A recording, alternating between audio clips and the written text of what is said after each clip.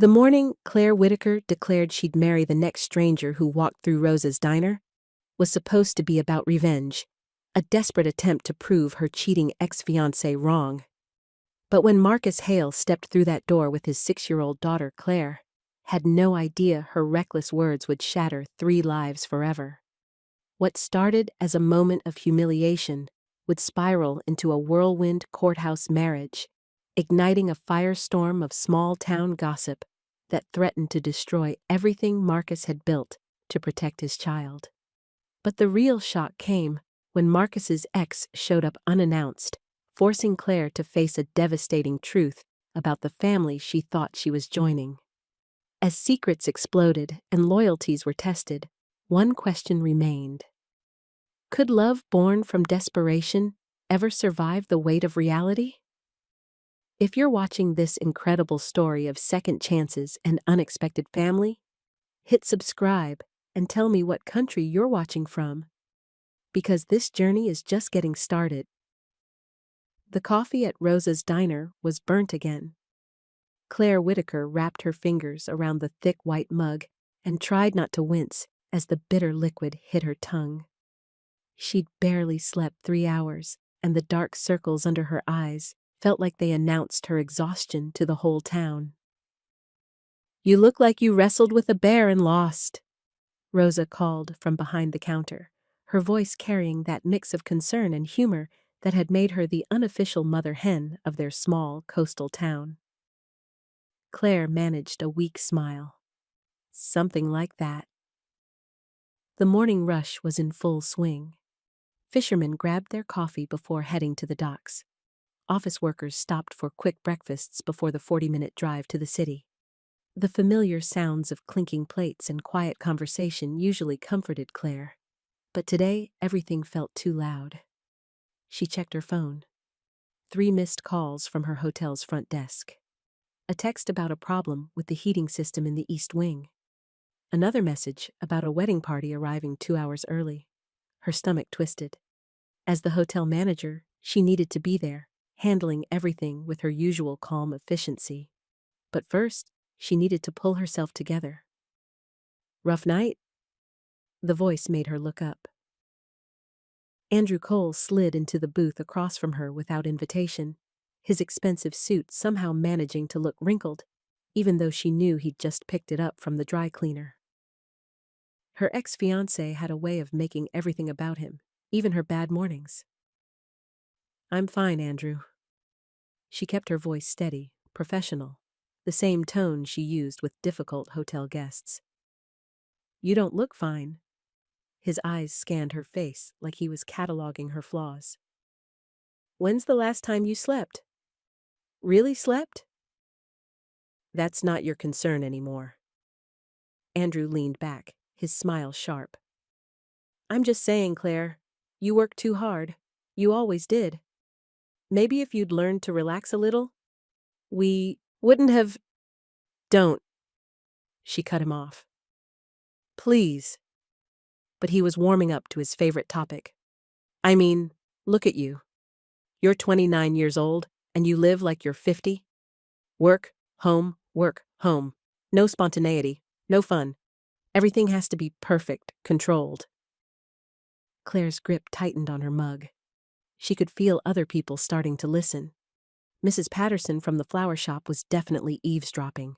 So were the 2 construction workers at the counter. "You know what your problem is?" Andrew continued, his voice carrying across the small diner. "You're too rigid to love, too scared of making a mistake to actually live." The words hit like a slap. Claire's face burned. Around them, conversations had stopped. Even Rosa paused in wiping down tables, her dark eyes flashing with anger. "Andrew," Claire said quietly, "you need to leave." "I'm just being honest. Someone needs to tell you the truth." "The truth?" Claire's voice cracked slightly. "The truth is that I caught you with your secretary 6 weeks before our wedding. The truth is that you blamed me for not being exciting enough to keep you interested. The truth is that I've spent 2 years trying to convince myself that maybe you were right." She stood up, her hands shaking. The entire diner was watching now.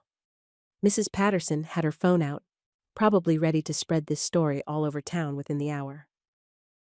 But you know what? Claire's voice grew stronger. I'm done believing that. I'm done thinking I'm too much or not enough or whatever you decided I was. Andrew's face darkened. Claire, sit down. You're making a scene. Good. The word surprised her. She lifted her coffee mug, and for a wild moment, she felt powerful. Free.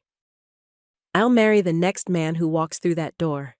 At least, he'll be an improvement. The diner fell completely silent. Even the coffee machine seemed to stop gurgling. Claire's heart pounded as she realized what she'd just said. What she'd just done. The bell over the front door chimed. Claire's stomach dropped as she turned toward the sound. A tall black man stepped inside, holding the hand of a little girl with bright, curious eyes. He wore clean work clothes and moved with the careful grace of someone who was used to being watched, judged, measured. The man's gaze swept the room, taking in the tense silence, Claire's flushed face, Andrew's smug expression. His daughter clutched a piece of paper in her free hand, a crayon drawing of what looked like a sea turtle. "Daddy," the little girl whispered, "why is everyone so quiet?" Claire wanted to disappear. She wanted the floor to open up and swallow her whole. Instead, she stood frozen as the man approached the counter. "Morning, Rosa," he said, his voice warm and steady. "Can I get the usual to go, and maybe a chocolate milk for Amaya?" "Of course, Marcus." Rosa's voice was carefully neutral, but Claire caught the worried glance she shot in her direction. Marcus. Claire filed the name away. As she finally managed to sit back down, her legs felt like jelly. "Excuse me?" Claire looked up to find Marcus standing beside her table. Up close, she could see the kindness in his brown eyes, the way he held himself like he was used to handling delicate things. "I'm sorry," she said quickly. "I didn't mean—" "No need to apologize." He glanced around the room, then back at her. "But maybe we could sit for a minute. Might make this easier for both of us." Andrew started to say something, but Marcus's quiet authority seemed to fill the space. He waited, patient and unrushed, until Andrew grabbed his coffee and stalked out of the diner. Marcus slid into the booth across from Claire. His daughter, Amaya, climbed up beside him, her drawings spread carefully on the table. "Bad morning?" Marcus asked. Claire let out a shaky laugh. "You could say that." "I know the feeling." He studied her face with genuine concern. "I'm Marcus Hale. This is my daughter, Amaya." "Claire Whitaker." She looked at the little girl, who was coloring in more details on her turtle. "That's beautiful." Amaya beamed. "It's a sea turtle. They live in the ocean, and they're very old and wise. Miss Chen at school says they can live for over 100 years. "Wow," Claire said, and meant it. "Do you like sea turtles?" "They're my favorite. Daddy and I see them sometimes at the harbor." Marcus's smile was soft as he watched his daughter. "We go down to the water most evenings after I close the shop. Amaya likes to look for wildlife." "What kind of shop?" "Auto repair. Nothing fancy, but it keeps us fed." Claire nodded. There was something calming about Marcus's presence, the way he didn't seem rushed or judgmental. Around them, the diner was slowly returning to normal conversation, though she could still feel curious glances. "I should apologize," Claire said. "What I said before, that was completely inappropriate. I was angry, and I said something stupid." "We all have moments we're not proud of," Marcus said simply. Amaya looked up from her drawing. "Are you sad?" The question was so direct, so innocent, that Claire felt tears prick her eyes. "A little bit, sweetheart, but I'm feeling better now.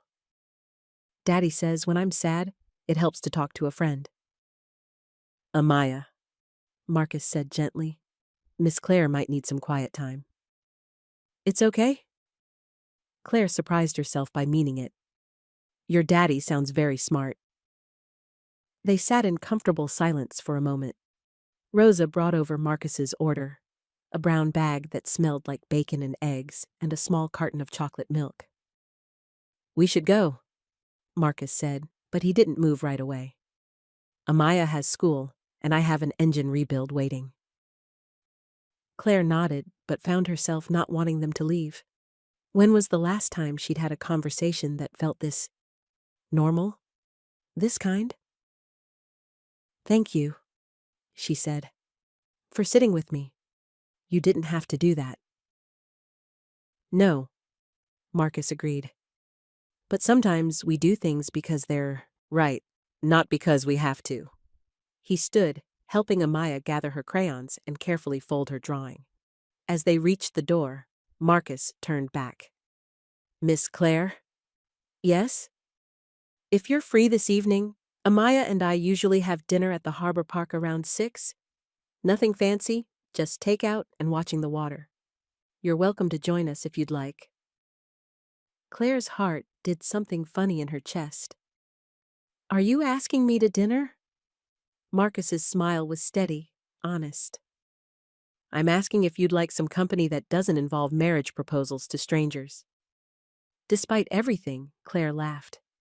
That sounds perfect.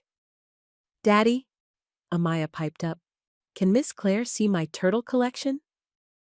If she wants to, Marcus said. We'll be at the picnic tables near the lighthouse. And then they were gone, the bell chiming behind them. Claire sat in the sudden quiet, her coffee finally cool enough to drink without burning her tongue. Rosa appeared at her elbow with the coffee pot. Well, she said, that was interesting. Rosa, don't you worry about those vultures, Rosa said firmly, nodding toward the tables where people were clearly discussing what they'd witnessed. Half of them have done worse, and the other half are just jealous they don't have the guts to speak their mind. Claire managed a smile. I can't believe I said that, about marrying the next man through the door. Honey, I've seen you handle drunk wedding parties, broken air conditioning in July, and that time the mayor's wife locked herself out of her room wearing nothing but a towel. A little dramatic declaration is nothing. But what people will think. People always think. Rosa poured fresh coffee into Claire's mug. The question is, what do you think? About dinner at 6? Claire looked toward the door where Marcus and Amaya had disappeared. I think, she said slowly, that I'm tired of being scared. Good. Rosa patted her shoulder. And Claire? Wear the blue cardigan. The water always loves blue. Claire spent the rest of the morning at the hotel, handling the heating crisis and smoothing things over with the early arriving wedding party. She threw herself into the familiar rhythm of problem-solving, list-making, and keeping everyone happy. But underneath the professional calm, something had shifted. Maybe it was the memory of Amaya's innocent question. Are you sad? Maybe it was the way Marcus had sat with her without judgment, offering kindness when she'd made a fool of herself. Or maybe it was simply the realization that she'd been living in a careful, controlled box for so long that she'd forgotten what it felt like to want something different. At 5:30, she stood in front of her bedroom mirror, holding the blue cardigan Rosa had mentioned. It was soft cashmere, a gift from Aunt June last Christmas that she'd never worn because it seemed too nice for every day. Too hopeful. She put it on. The harbor was beautiful in the early evening light. The water stretched out toward the horizon, painted gold and pink by the setting sun. Claire found Marcus and Amaya at a picnic table near the lighthouse, just as promised. A spread of takeout containers sat between them, Chinese food by the smell of it. Miss Claire, Amaya waved excitedly. You came. I did. Claire felt suddenly nervous, What if this was a mistake? What if she was misreading the whole situation? But Marcus stood with a smile, gesturing to the bench across from them. I got extra spring rolls, just in case. Thank you. As they ate, Amaya chattered about school, her teacher Miss Chen, and her current obsession with marine life. Marcus listened with the patient attention of a father who genuinely enjoyed his daughter's company. He asked questions, laughed at her jokes, and gently corrected her table manners, without making her feel criticized. Daddy works on cars, Amaya told Claire proudly. He can fix anything. Anything mechanical? Marcus corrected. Other things are trickier. Like what? Claire asked. Marcus considered the question. Hurt feelings, broken trust, the kind of damage that doesn't show on the outside. There was something in his tone that made Claire look at him more carefully. Sounds like you speak from experience. Don't we all? It wasn't an evasion, exactly. More like an invitation to share what she was comfortable sharing. Claire found herself telling them about the hotel, about how she'd worked her way up from housekeeping to management, about the satisfaction of solving problems and taking care of people. It sounds like important work, Marcus said. It is, but sometimes I think I hide behind it. Use it as an excuse not to, I don't know, take risks. What kind of risks? Claire gestured toward the water, where a couple walked hand in hand along the shore. The messy kind. The kind where you don't know how things will turn out. Those are the scariest kind, Amaya said solemnly, and both adults laughed. As the sun set lower, Amaya pulled out her collection of shell fragments and smooth beach glass, explaining the story behind each piece. Claire found herself drawn into the little girl's world, where every treasure had meaning and every discovery was worth celebrating. I like you, Miss Claire, Amaya announced as they packed up the empty containers. You listen good.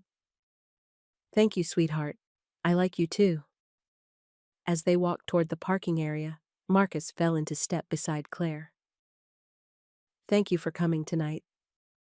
Thank you for asking. She paused. And for this morning. For sitting with me when I was falling apart. You weren't falling apart. You were standing up. The simple words hit her unexpectedly hard. When was the last time someone had seen her strength instead of her flaws? They reached her car, and Marcus waited while she found her keys. In the growing darkness, the harbor lights reflected on the water like scattered stars. Claire, Marcus said quietly, can I ask you something? Of course. When you made that declaration this morning about marrying the next man through the door, what did you mean? Claire felt heat rise in her cheeks. I meant I was tired of being told I'm not enough. I meant I wanted to prove that I could be spontaneous, that I could take a leap. And now? She looked at him in the dim light, this man who'd shown her more kindness in one day than Andrew had in 2 years. Now I think maybe leaps are less important than choosing to walk forward, one step at a time. Marcus smiled. That sounds wise. We'll see. Amaya tugged on her father's sleeve. Daddy, can we ask Miss Claire the question? What question? Claire asked. Marcus looked slightly embarrassed. Amaya wanted to know if you'd like to have dinner again, tomorrow night, at our house this time. I make very good spaghetti, Amaya added, with help. Claire's heart did that funny thing again. I would love that. 6:30? Marcus asked. Perfect. As Claire drove home, she caught herself smiling in the rearview mirror. For the first time in months, maybe years, she felt like she was moving toward something instead of away from it. Her phone buzzed with a text from Rosa. How was dinner? Claire typed back. Wonderful. Thank you for the cardigan advice.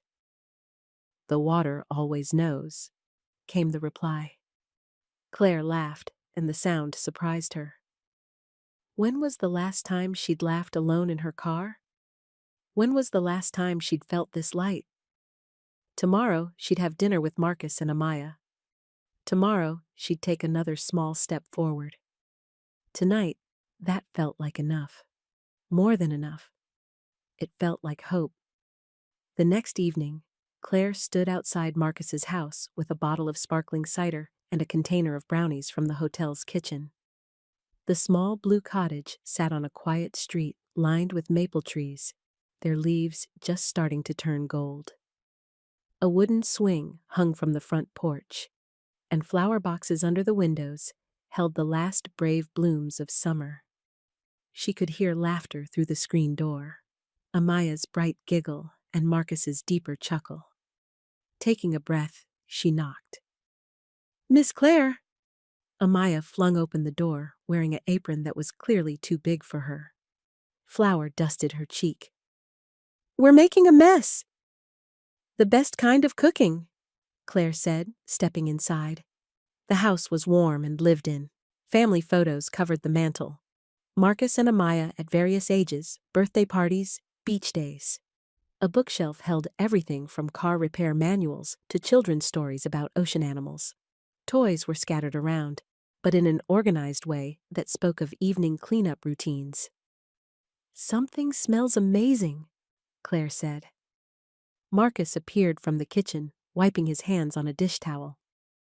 "Amaya's secret spaghetti sauce. She won't tell me what's in it." "It's not secret," Amaya protested. "It's just regular sauce with extra love." "Ah," Claire said seriously. "That's the most important ingredient." They ate at the small kitchen table, Amaya chattering between bites about her day at school. She'd found a perfect shell at recess and started a new drawing of a whale. Marcus listened with the same patient attention Claire had noticed the night before, asking questions and offering gentle guidance when Amaya got too excited and forgot her manners. "Miss Claire," Amaya said, carefully twirling spaghetti around her fork, "do you have a family?" Claire felt Marcus's quick glance. "I have my Aunt June. She raised me after my parents died." "That's sad," Amaya said matter-of-factly. "But Aunt June sounds nice."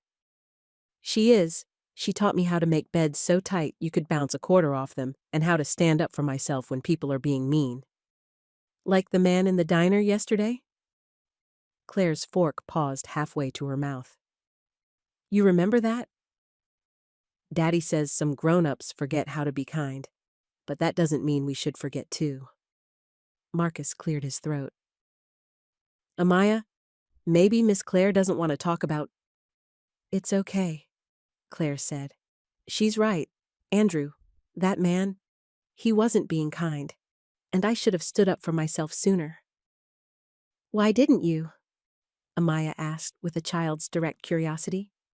Claire considered the question. "I guess I thought if I tried hard enough to be perfect, he'd love me the way I wanted to be loved. But you can't earn love by being perfect. You can only accept it by being yourself." Marcus's eyes met hers across the table. Something passed between them. Understanding, maybe. Recognition.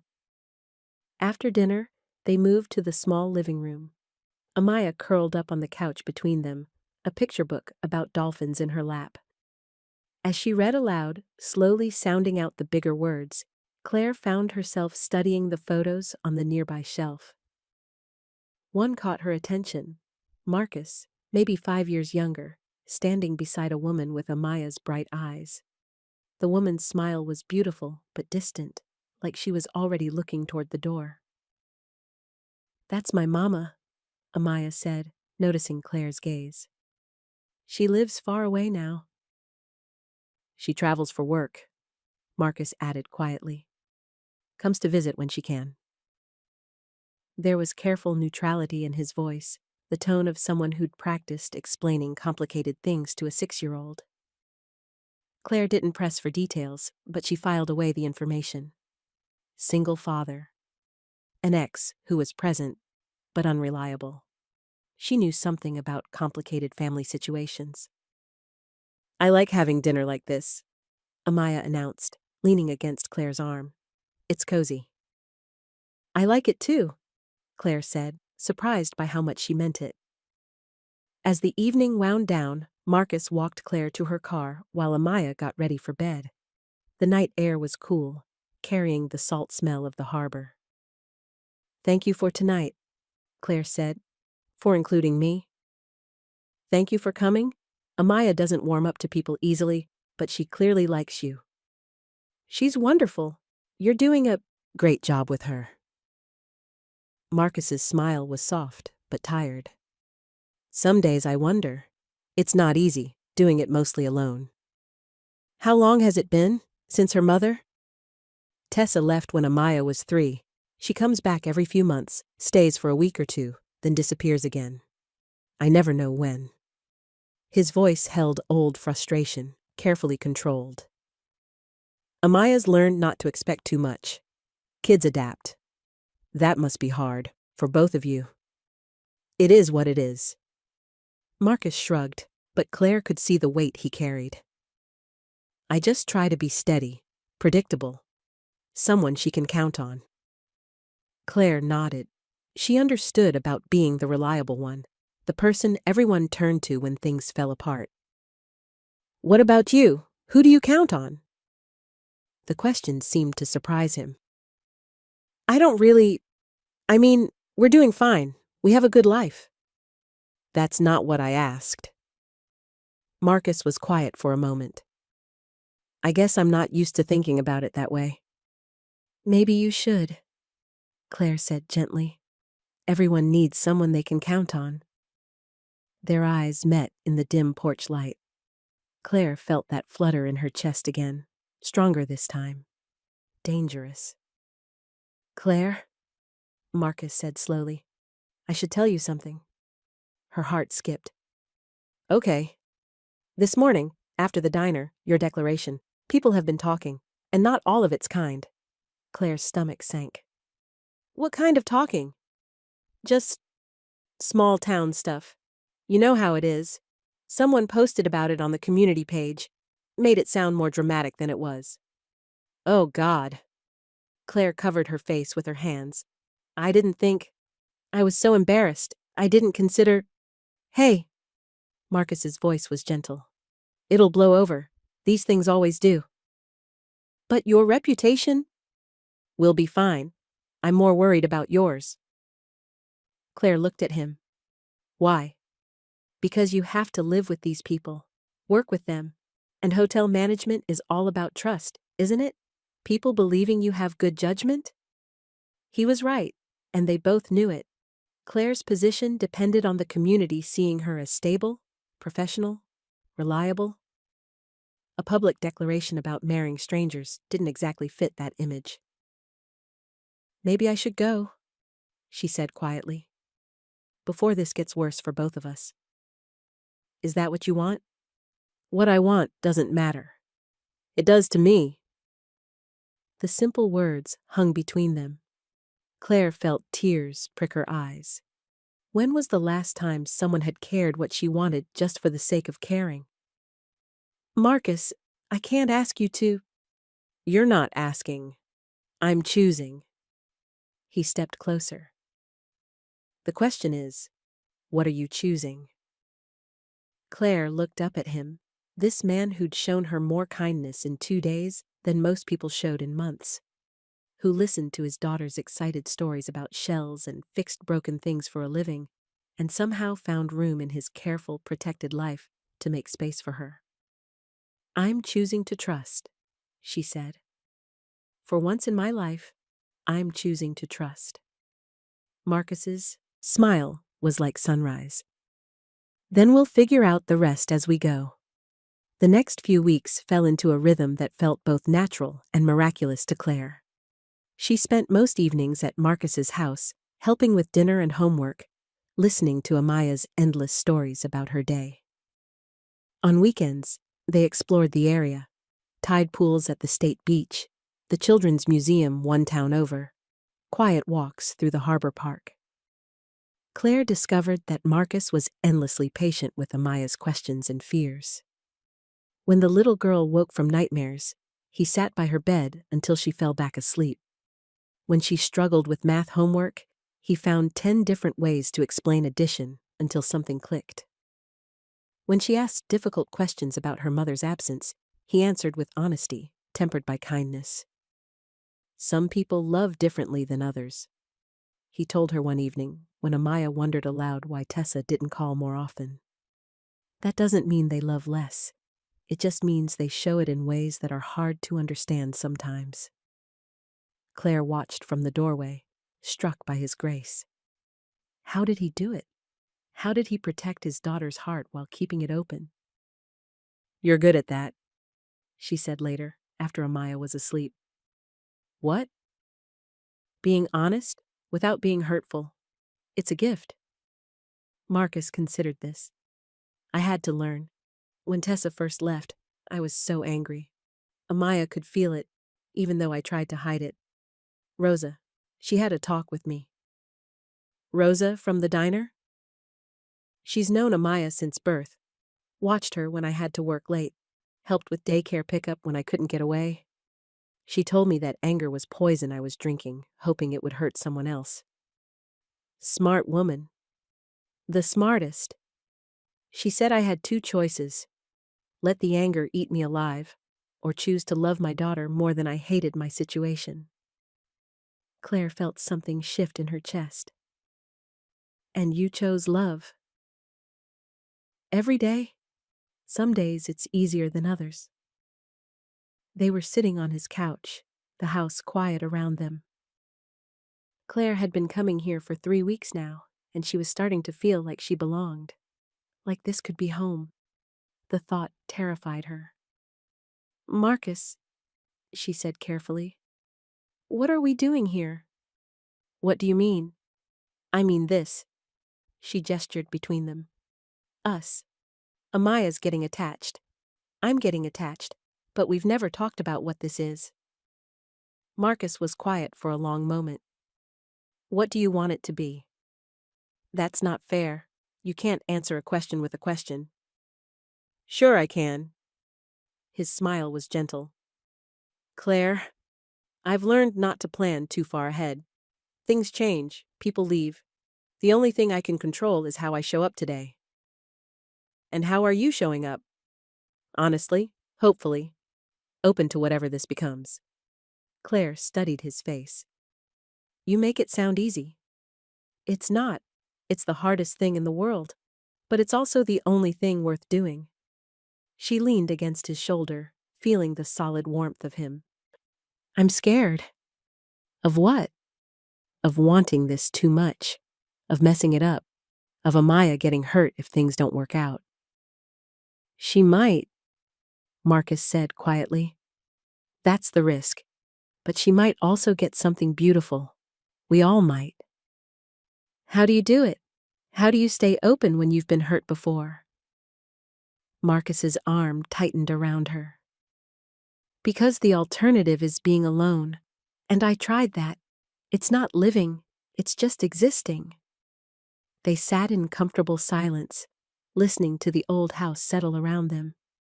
Outside, wind moved through the maple trees, rustling the leaves like whispered secrets. "Claire," Marcus said eventually, "there's something I need to tell you." Her stomach clenched. "Okay." "Tessa called yesterday." Claire sat up. "And?" "She's coming for a visit, next week." "How long?" "I don't know. She never says. Could be 3 days, could be 3 weeks." Marcus rubbed his forehead. "I should have told you sooner, but Amaya was so excited, and I didn't want to—" "You didn't want to what?" "Burden you with it. This is my complication, not yours." Claire felt something hot and defensive rise in her chest. "Is that what I am? Someone you don't want to burden?" "No, that's not—" "Because if we're doing this, if we're building something real, then your complications are my complications." Marcus looked at her with something like wonder. "You mean that?" "I mean that." "Even if it's messy? Even if Tessa doesn't like you? Or if Amaya gets confused about loyalties? or if the whole thing turns into a disaster. Claire took a breath. Especially then.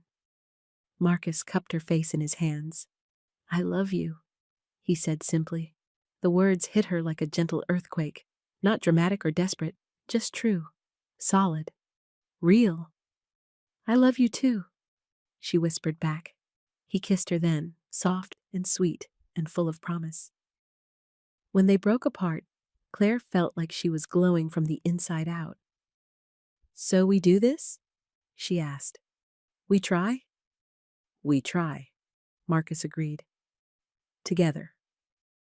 Neither of them mentioned the growing whispers around town or the way some of the hotel guests had started looking at Claire with curiosity tinged by judgment.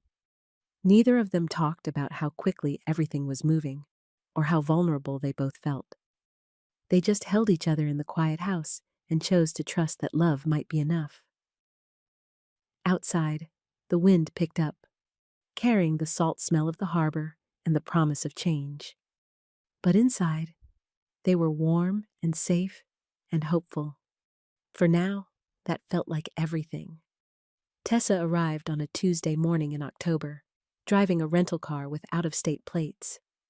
Claire watched from Marcus's kitchen window as a woman with Amaya's bright eyes and restless energy stepped onto the sidewalk, checking her phone twice before walking to the front door. She's here, Claire said quietly. Marcus nodded, his jaw tight. Amaya had been bouncing around the house since dawn, too excited to eat breakfast, changing her outfit 3 times because she wanted to look extra pretty for Mama. The knock came soft but insistent. Amaya ran to answer it before Marcus could stop her. Mama! The little girl launched herself into Tessa's arms with pure joy. Hey, baby girl, Tessa said, her voice thick with emotion. Look how big you've gotten. Claire hung back as Marcus approached the door. The reunion felt private, sacred in a way that didn't include her. Hello, Tessa, Marcus said evenly. Marcus. Tessa's eyes flicked past him to where Claire stood uncertainly by the kitchen counter. And you must be Claire. It's nice to meet you. Claire stepped forward, offering her hand. Tessa shook it briefly, her grip firm but cool. Amaya's told me a lot about you on the phone. All good things, I hope. Very good things. Tessa's smile didn't quite reach her eyes. She says you make excellent pancakes and know all about sea turtles. I'm learning, Claire said. Amaya's a good teacher. An awkward silence stretched between them. Amaya, oblivious to the tension, tugged on her mother's jacket. Mama, can you stay for my school play?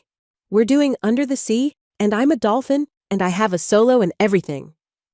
When is it, sweetheart? Friday night. Miss Claire helped me practice my lines, and Daddy made my costume. Tessa glanced between Marcus and Claire. That sounds wonderful. Of course I'll be there.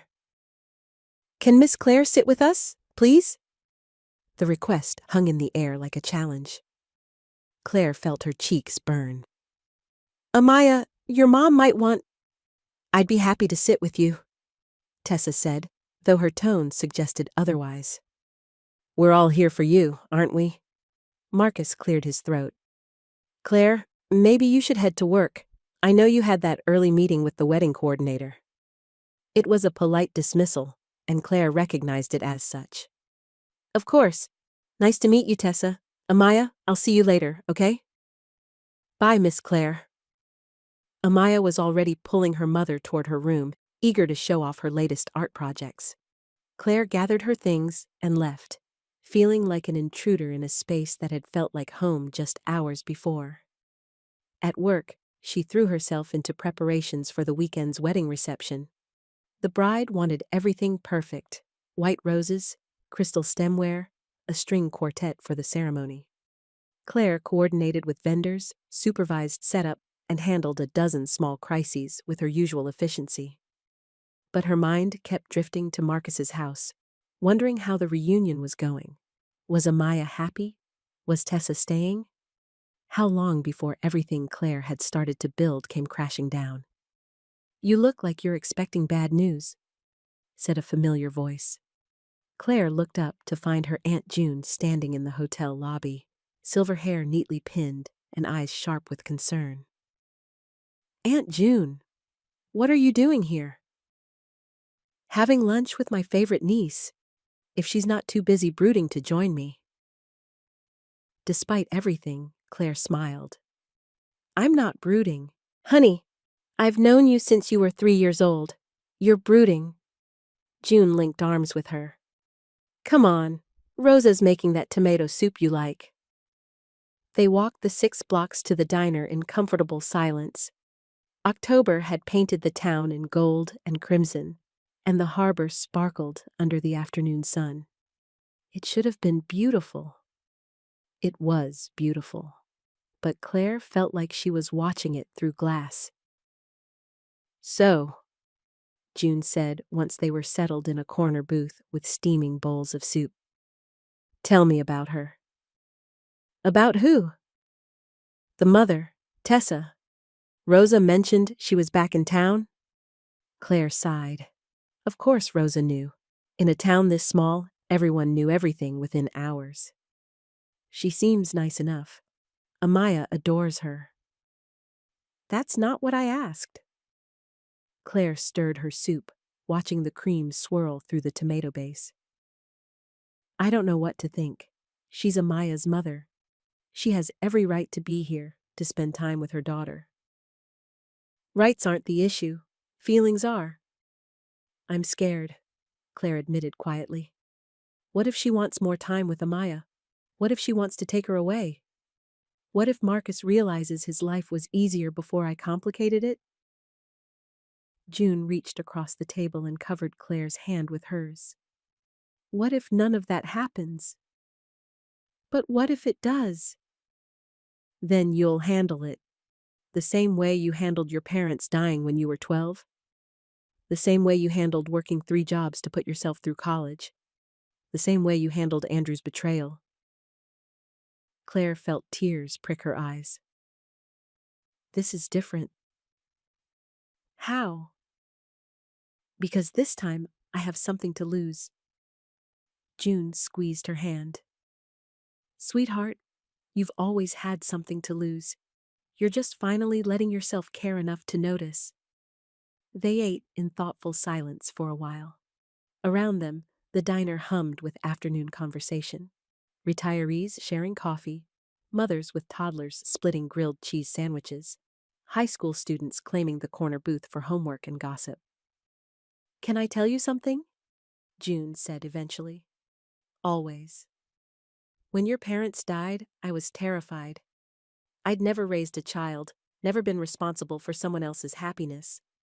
But you know what I learned?" Claire shook her head. "Love isn't about guarantees. It's about showing up anyway. Day after day, choice after choice, even when you're scared." "What if I'm not strong enough?" "Honey," June said with a small smile, "you survived losing your parents and still grew up to be kind. You survived Andrew's cruelty and still chose to trust again. You're stronger than you know." Claire wiped her eyes with her napkin. "When did you get so wise?" 61 years of making mistakes and learning from them." June signaled Rosa for the check. "Now, are you going to go home and worry? Or are you going to go to Marcus's house and be part of whatever happens next?" "What if I'm not welcome?" "Only one way to find out." An hour later, Claire stood on Marcus's front porch, with a container of cookies from the hotel kitchen and her heart in her throat. Through the screen door, she could hear voices in the kitchen. Marcus's low rumble, Tessa's lighter tone, and Amaya's excited chatter. She knocked softly. "I'll get it." Amaya's footsteps thundered toward the door.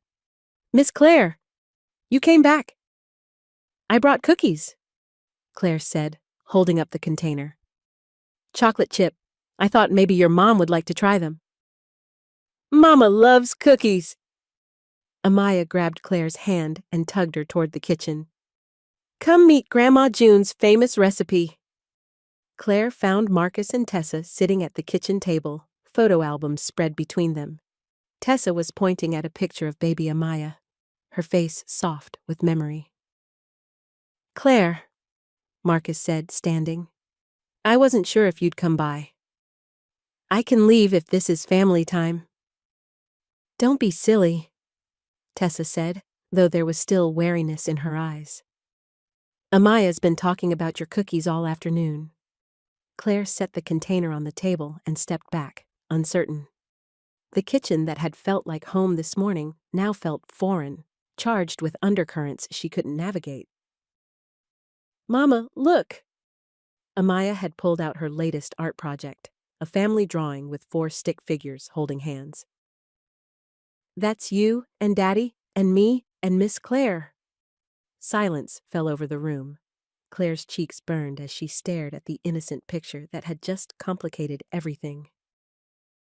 It's beautiful, baby, Tessa said carefully. But maybe we're a family, right?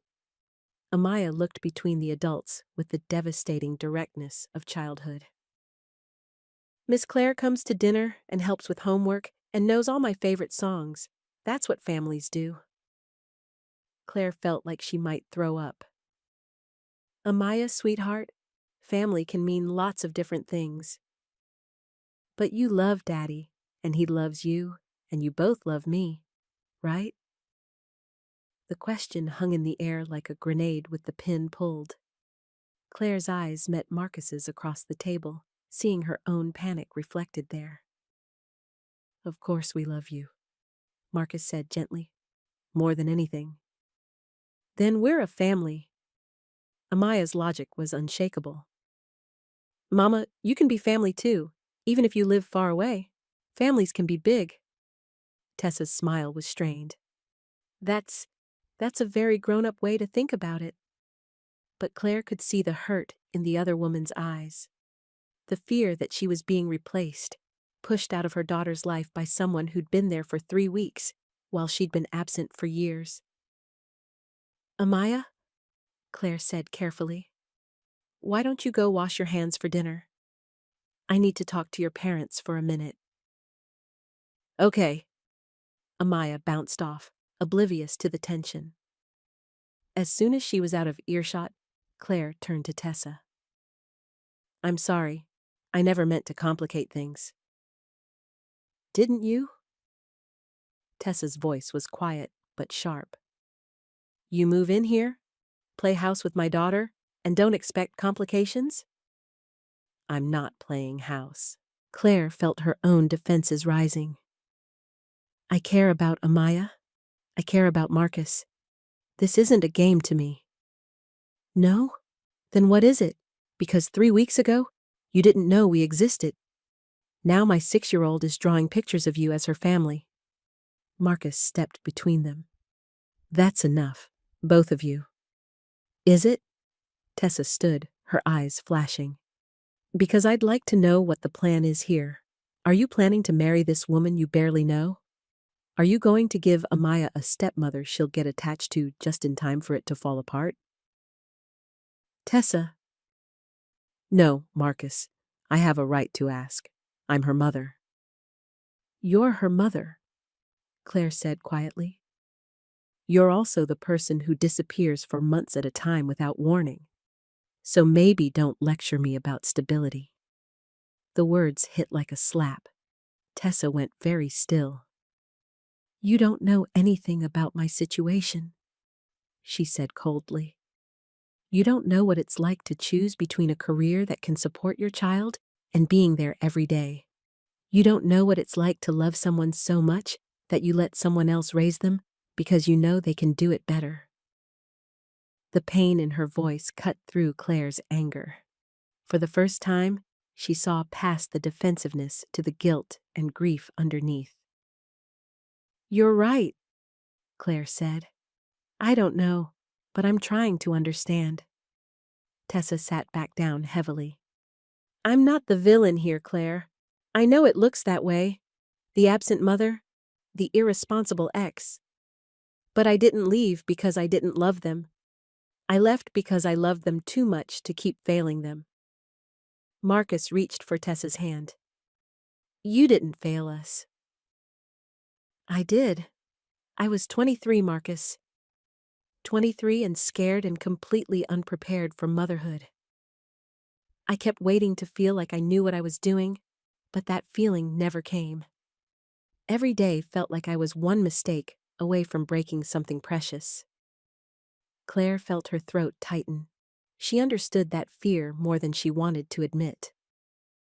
When I got the job offer in Portland, Tessa continued, it felt like the universe giving me permission to step back. Let you be the steady parent, the one who knew bedtime routines and favorite foods and how to French braid hair. I could send money, visit when I could, love her from a distance where I couldn't mess her up. But she needs you, Claire said gently. Not perfect, just present. Tessa's laugh was bitter. Easy to say when you've been here 3 weeks. What about when she has nightmares for months? When she asks why other kids have moms who come to every school play? When she stops believing you when you say you'll call because you've broken that promise too many times? Then you figure it out, Claire said. Day by day, mistake by mistake. That's what love is. They sat in heavy silence, each lost in their own thoughts. From down the hall, they could hear Amaya humming as she washed her hands, blissfully unaware of the adult complications swirling around her. I can't lose her, Tessa whispered. She's the best thing I've ever done, even if I did it badly. You're not going to lose her, Marcus said firmly. But you can't keep disappearing either. She needs to know she can count on you. What if I can't be what she needs? Then you learn, Claire said. We all learn, together. Tessa looked at her with surprise. Together? If you want, if you're willing to try a different way. Claire took a breath. Amaya's right. Families can be big, they can be complicated, but they work when everyone chooses to show up. You'd be okay with that? Sharing her with me? I'm not sharing her with you. She's not mine to share. She's yours, always yours. I'm just someone else who loves her. Tessa's eyes filled with tears. I don't know how to do this. None of us do, Marcus said, but we'll figure it out. Amaya appeared in the doorway, hands clean and face hopeful. Can we eat now? I'm starving, and Miss Claire's cookies smell really good. The 3 adults looked at each other, then at the little girl who'd managed to love them all, despite their complications. Yes, Claire said, standing to help with dinner. Let's eat. As they moved around the kitchen, Tessa setting the table, Marcus heating leftovers, Claire opening her container of cookies, Claire felt something shift. Not resolution, exactly, but possibility. It wouldn't be easy. There would be more difficult conversations, more jealousy, more fear. But maybe, just maybe, there was room for all of them in Amaya's heart. Maybe love really could be bigger than their mistakes. The school play was Friday night, and by Thursday afternoon, Claire was second-guessing everything. She stood in her hotel office, staring at her reflection in the window that overlooked the harbor, wondering if she should go at all. The past few days had been carefully polite. Tessa was staying at the Seaside Inn down the street, but spent most of her time at Marcus's house. Claire had given them space, only stopping by when Amaya specifically asked for her. The delicate balance they'd struck felt fragile, like one wrong word could shatter it completely. Her phone buzzed. A text from Marcus. Amaya wants to know if you're coming tonight. She's nervous about her solo. Claire's heart squeezed. Of course she was going. Amaya needed her there. She texted back, wouldn't miss it. The elementary school auditorium was packed with parents, grandparents, and siblings. Claire found Marcus and Tessa saving seats in the 3rd row, their body language polite but tense. She slid in beside Marcus, hyper-aware of the curious glances from other parents. "How's she doing?" Claire asked quietly. "Nervous," Marcus said. "But excited. She's been practicing her lines all week." The lights dimmed, and the curtain rose on an underwater scene painted by enthusiastic third graders. Children in costumes made from cardboard and glitter filled the stage, singing about ocean life with the earnest enthusiasm only kids could muster. When Amaya appeared as a dolphin in silver leggings and a flowing blue top, Claire's heart swelled with pride. The little girl found them in the audience and waved, her smile bright enough to power the whole auditorium. Her solo came in the second act, a sweet song about dolphins helping lost sailors find their way home. Amaya's voice was clear and true, her movements graceful as she swam across the stage. When she finished, the applause was thunderous. "That's my baby," Tessa whispered, tears streaming down her face. Claire felt her own eyes fill. Beside her, Marcus was beaming with paternal pride. After the show, Amaya ran to them in the lobby, still glittering with stage makeup. "Did you hear me? Did I do good?" "You were perfect," Marcus said, scooping her up in a hug. "The best dolphin ever," Tessa agreed, kissing her daughter's cheek. "Miss Claire, what did you think?" "I think you're going to be a star," Claire said honestly. "You were absolutely magical up there." Amaya's grin could have lit the whole town. "Can we get ice cream to celebrate?" The adults exchanged glances. It was past Amaya's bedtime, but the pure joy on her face made refusal impossible. "One scoop," Marcus said, "then home." They walked to Rosa's diner together, Amaya skipping between them and chattering about the other acts. Her costume, how her friend Jamie forgot his lines but improvised something about seaweed that made everyone laugh. Rosa met them at the door with a huge smile. "There's our little star. I heard you brought down the house." "Did you really hear that?" Amaya asked, wide-eyed. "Honey, news travels fast in this town, especially good news." Rosa winked at the adults. "Table for 4?" They squeezed into a booth, Amaya insisting on sitting in the middle so she could talk to everyone. She regaled them with behind-the-scenes stories while demolishing a bowl of strawberry ice cream, her energy finally starting to flag as the sugar wore off. "I'm sleepy," she announced, leaning against Marcus's shoulder. "I bet you are, sweetheart," Tessa said softly. "It's been a big day." As Marcus carried a drowsy Amaya to the car, Claire hung back with Tessa. "She was really wonderful tonight," Claire said. "She was." Tessa's voice was thick with emotion. "I almost missed it. I was supposed to fly back to Portland this morning." "What changed your mind?" "You, actually." Tessa looked at her with something like gratitude. "What you said the other day, about showing up day by day, it made me realize I've been so afraid of failing her that I was guaranteeing it." Claire felt a flutter of hope. "So, you're staying?"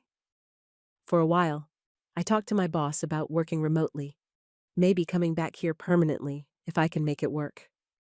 Tessa paused. "I want to try being her mom for real this time. Not the fun aunt who visits, but the person who knows her bedtime routine and helps with homework." "That's wonderful." "Is it, though? Because that means we need to figure out how this works. You and me and Marcus and Amaya. I don't have a playbook for this situation."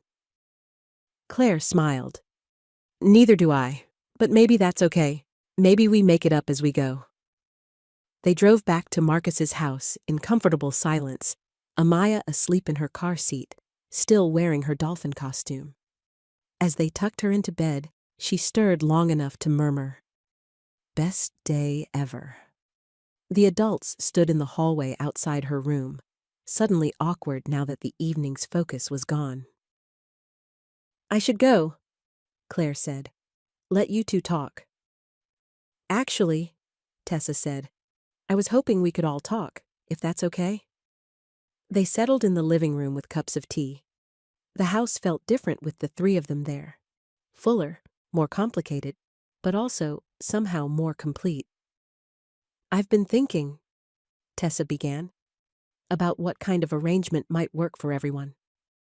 Marcus leaned forward. "What do you have in mind?" "I want to move back. Not here to this house. I need my own space. But to town. I found a small apartment above the bookstore on Harbor Street. If I can work things out with my company, I could be here for real this time." "What about your career?" Claire asked. "I'm good at what I do, and most of it can be done remotely. I'd have to travel sometimes, but not like before. Maybe once a month, instead of being gone for months at a time." Marcus was quiet, processing. "How would custody work?" "I don't want to fight you for custody. You've been her primary parent for 3 years. You know her routines, her fears, her favorite everything. But I want to be part of her daily life.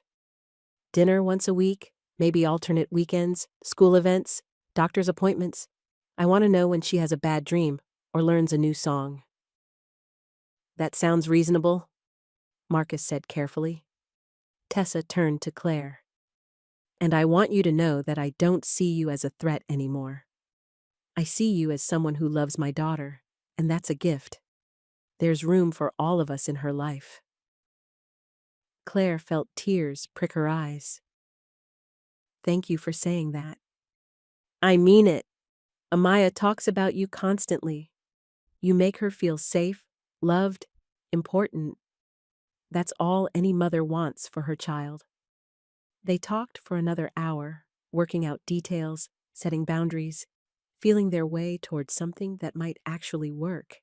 It wouldn't be traditional, but it would be theirs. As Tessa prepared to leave, she paused at the door. "Claire, can I ask you something?" "Of course." "That day in the diner, when you made your declaration, did you mean it?" Claire glanced at Marcus, who was watching her with quiet intensity. "Which part?" "About marrying the next man who walked through the door." The question hung in the air like a challenge. Claire thought about everything that had happened since that morning. The dinners, the conversations, the way Amaya had climbed into her heart without permission. The way Marcus had shown her what it felt like to be seen, accepted, loved, without conditions. "I meant it," she said quietly. "I just didn't know what it would mean when I said it." Tessa smiled. "And now?" Claire looked at Marcus, at this man who'd been steady and kind and patient with her fears, who'd made space for her in his carefully ordered life and taught her that love didn't require perfection. "Now, I think maybe the best decisions aren't planned," she said. They're felt. After Tessa left, Claire and Marcus sat on his front porch swing, listening to the October wind move through the maple trees. "That went better than I expected," Marcus said. "Much better." Claire curled up against his side. "I like her. When she's not scared, she's actually really lovely. Fear makes people do strange things." "Speaking from experience?" Marcus was quiet for a moment. "When Tessa left, I was terrified, not just of raising Amaya alone, but of letting anyone else get close enough to hurt us. It took me 3 years to even consider dating." "What changed your mind?" "You did. That morning in the diner, when you stood up to Andrew, you were so brave. Even scared and hurt, you chose to be brave." He pressed a kiss to the top of her head. "I wanted some of that courage." Claire tilted her face up to look at him. "I wasn't brave. I was desperate. Sometimes they're the same thing." They swayed gently in the swing, wrapped in each other's warmth against the cooling air. Claire thought about how much her life had changed in 6 weeks. How a moment of reckless honesty had led to this. A love she'd never expected. A family she'd never planned. a future that felt both terrifying and wonderful. Marcus? Hmm? I love you. Not desperate love or scared love or love that's trying to prove something. Just love. His arms tightened around her. I love you too. All of you. Even the parts that make perfect hotel bed corners. Claire laughed. Especially those parts. Especially those parts. He agreed. A month later, they were married. Not in a grand ceremony with hundreds of guests, but in a simple service at the harbor park, with Amaya as their flower girl. Tessa taking pictures, Rosa crying happy tears, and Aunt June pronouncing it the most sensible thing Claire had ever done. The town gossips had something new to talk about: how the hotel manager and the auto mechanic had made an unlikely but beautiful family. How sometimes the best love stories started with the worst beginnings. Claire kept her apartment for now, spending most nights at Marcus's house but maintaining her own space as they learned to blend their lives. Tessa moved into the apartment above the bookstore and became a regular at their Friday harbor picnics. It wasn't perfect. There were adjustments, negotiations, moments of friction as they all learned to share space and love and responsibility. But it was real. It was theirs. On a cold December evening, as Claire helped Amaya with homework while Marcus cooked dinner and Tessa read stories on the couch, Claire thought about that morning in Rosa's diner. How her desperate declaration had been born from pain and fear and a wild need to prove herself capable of surprising choices. She'd gotten her surprise. Not the dramatic gesture she'd imagined, but something better. A quiet, steady love built on daily choices, small kindnesses, and the radical decision to trust that some risks were worth taking. "Miss Claire," Amaya said, looking up from her math worksheet, "are you happy?" The question was simple, but the answer felt like everything. "Yes, sweetheart," Claire said, looking around at their makeshift family dinner scene. "I'm very happy." "Good," Amaya said matter-of-factly, returning to her addition problems. "Daddy's happier too, and Mama smiles more now." From the kitchen, Marcus caught Claire's eye and winked. From the couch, Tessa raised her coffee mug in a small salute. Outside, snow began to fall, dusting the harbor town in pristine white. But inside, they were warm and safe and exactly where they belonged. Sometimes the best love stories began with the worst mornings. Sometimes the most important words were spoken in moments of complete desperation. Sometimes the next man through the door was exactly the right man, even when you weren't looking for him. And sometimes, if you were very lucky, desperate declarations became quiet promises that lasted a lifetime. Claire had learned to stop planning so far ahead, to trust in daily choices over grand gestures, to believe that love was less about dramatic moments and more about showing up day after day with patience and hope and the courage to keep choosing each other. As Amaya finished her homework and Marcus called them to dinner, Claire thought about the woman she'd been 6 months ago, scared, controlled, convinced she had to be perfect to be loved. That woman felt like a stranger now. This woman, loved and loving, part of something bigger than herself, brave enough to trust in tomorrow without needing to control it. This woman was who she'd always been underneath the fear. It had just taken one reckless morning and one kind man and one bright little girl to show her the way home. The bell over Rosa's diner would ring thousands more times, bringing new stories, new chances, new beginnings. But for Claire, it had already delivered exactly what she'd asked for, even when she didn't know what she was really asking. Love, family, a future worth believing in, and the courage to say yes to all of it.